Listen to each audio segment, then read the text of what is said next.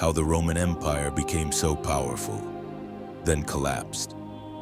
Listen carefully, because everything you think you know about the Roman Empire is wrong.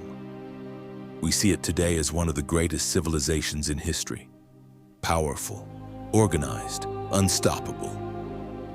But that is only the final version of the story. If you go back far enough, Rome was not stable, it was not safe, and it was not guaranteed to survive at all. In fact, for most of its existence, it was constantly breaking from within, slowly, quietly, relentlessly. So the real question is not how Rome became powerful. The real question is, how did something so unstable survive long enough to become an empire? Because at the beginning, Rome should not have won anything. It was just a small settlement on the Italian peninsula, surrounded by stronger cities, stronger armies, stronger enemies. There was nothing special about it, nothing that suggested it would one day rule the known world. But something strange happened. Rome started to change every time it was threatened. When it lost a battle, it adapted. When it faced a stronger enemy, it reorganized. When its system failed, it rebuilt itself, not once, not twice, but again and again. And that ability became its greatest weapon. Because Rome did not survive by staying strong. It survived by refusing to stay the same. But that comes with a cost. A system that is always changing never becomes stable, and instability always builds pressure. At first, Rome was a republic, a system designed so that no single person could take full control. Power was shared, balanced, controlled, at least in theory. But in reality, something very different was happening. Because Rome was not just a political system, it was a military machine. And armies do not care about systems, they care about leaders, and loyalty always follows strength, not laws, not institutions. Strength. This is where everything begins to shift. Military commanders start gaining more influence than politicians because they are the ones winning wars, expanding territory, bringing wealth back to Rome. And slowly, the balance breaks. Then comes Julius Caesar, but Caesar is not just a leader in this story. He is a warning, a sign that the system is already failing.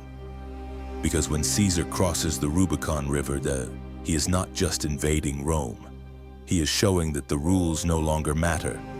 Rome does not collapse instantly. It turns inward and begins to destroy itself. Civil war erupts. Friends become enemies. Armies fight under the same banner.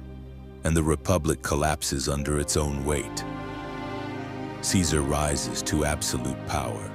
But here is the paradox. The moment one man becomes powerful enough to fix Rome, he also proves that Rome no longer has balance, and that makes him dangerous. So Caesar is assassinated, but instead of restoring order, it removes the last barrier holding chaos back.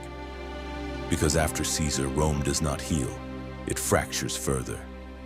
More civil wars, more power struggles, more ambition with no limits. Until eventually, Rome stops pretending to be a republic at all and becomes something new, an empire. At first, this seems like the solution. One ruler, one system, one direction. And under Augustus, Rome finally stabilizes. For the first time in decades, there is order. This becomes known as the Pax Romana, a golden age. Trade expands, cities grow, armies secure the borders, and Roman influence spreads across 3 continents. To the outside world, Rome looks unstoppable, but inside the empire, something very different is happening. Because empires do not collapse when they are weak. They collapse when they become too complex to control. And Rome is becoming extremely complex. Communication across the empire is slow. Local governors gain more independence. Corruption spreads quietly through the system. But corruption in Rome was not loud. It did not appear as chaos. It appeared as normal life. Bribes became part of politics. power became something traded instead of earned. And slowly, the system stopped working as it was designed to. At the same time, another change was happening inside the empire, a far more dangerous one. The Roman military was no longer just an army. It was becoming the most powerful political force in the empire, because soldiers no longer fought for Rome itself. They fought for the generals who led them, and whoever controlled the army controlled power. This single shift changed everything, because when armies become loyal to people instead of institutions, the state stops being stable. It becomes unpredictable, and Rome was now entering that stage. Meanwhile, beyond the borders of the empire, something was building. Pressure, constant pressure. Not one enemy, not one invasion, but many different groups testing the edges of Roman territory at the same time. Germanic tribes, nomadic groups, external forces that did not wait for permission to move. At first, Rome absorbed the pressure easily. The empire was still strong, still unified, still confident.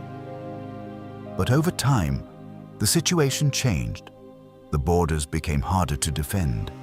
Troops were stretched across vast distances, and communication between regions became slower and less reliable. Rome was no longer responding quickly. It was reacting late, and in an empire this large, late decisions are dangerous decisions, because every delay creates space for instability, and instability spreads faster than control.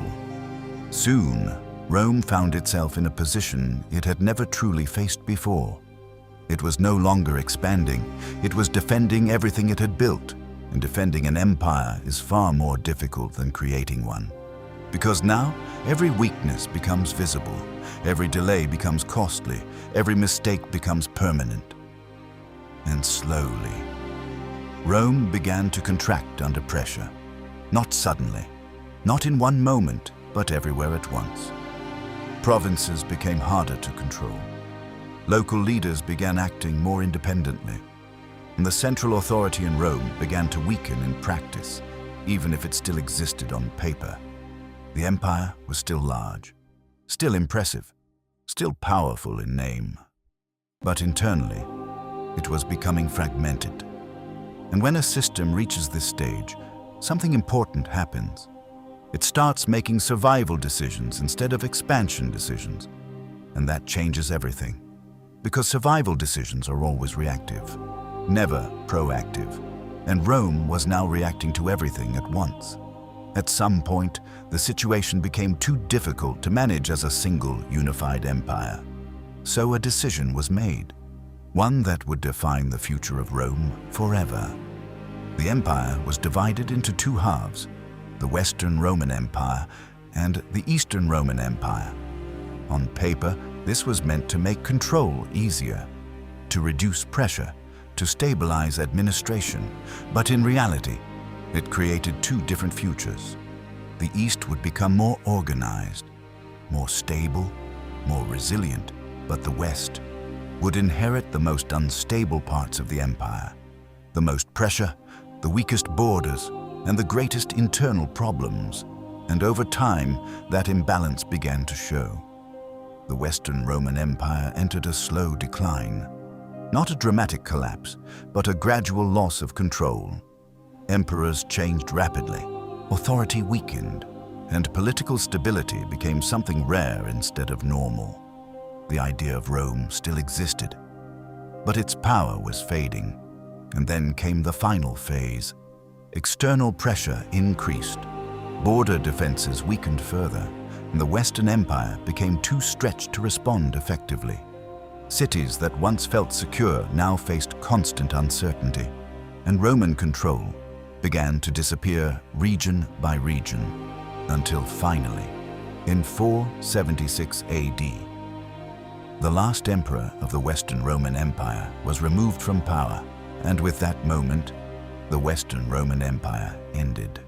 But what makes Rome different from almost every other empire in history is what happened next. Because it did not truly disappear, it transformed. Its laws continued to influence new kingdoms, Its language evolved into modern languages still spoken today. Its architecture inspired buildings for thousands of years, and its political systems became the foundation for modern governance. Even now, Rome is still here, not as an empire, but as an invisible structure underneath the modern world. And that leads to the final thought. Maybe Rome was never just about power. Maybe it was about endurance, and how even the greatest systems in history do not simply fall. They evolve, slowly and permanently. Because what happened to Rome was not just a political collapse. It was a transformation that took centuries to fully complete. After the Western Roman Empire fell in 476 AD, there was no single moment where everything suddenly stopped. No final battle that ended the story cleanly. Instead, what remained of Rome slowly dissolved into new forms. In some regions, Roman laws continued to be used for generations. In others, Roman infrastructure became the foundation for entirely new kingdoms. And in many places, people did not even realize that the empire they once lived under was gone, because Rome did not feel like a system that ended.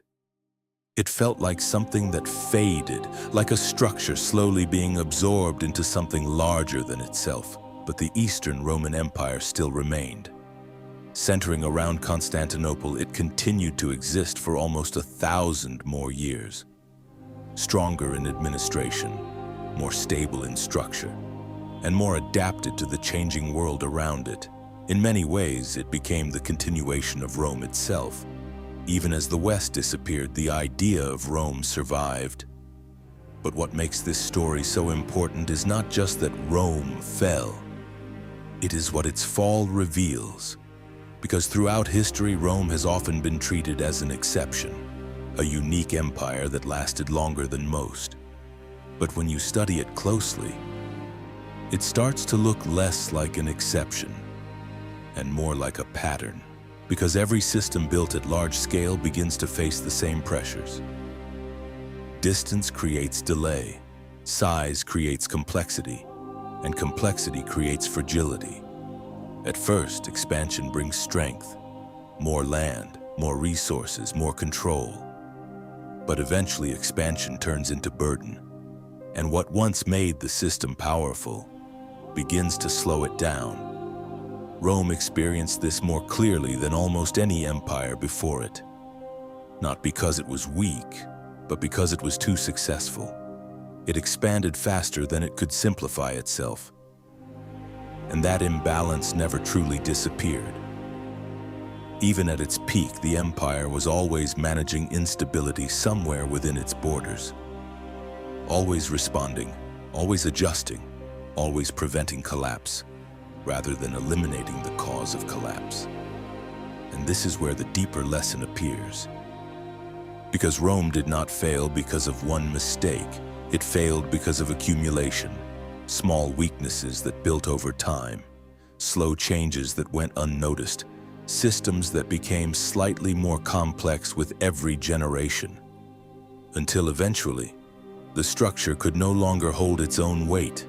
And when that moment arrived, collapse did not look like destruction. It looked like fragmentation, like a single system separating into many smaller ones, each carrying a piece of what once was Rome.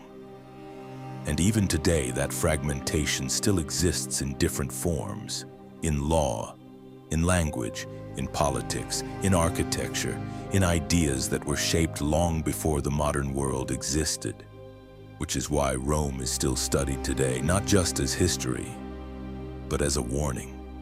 Because it shows something that is easy to forget, that power is not only built, it must be maintained, and maintenance is always more difficult than creation. Rome mastered creation, but over time, it struggled with maintenance, and that is where the story quietly turns. Because empires rarely fall when they are weak. They fall when they are too complex to manage.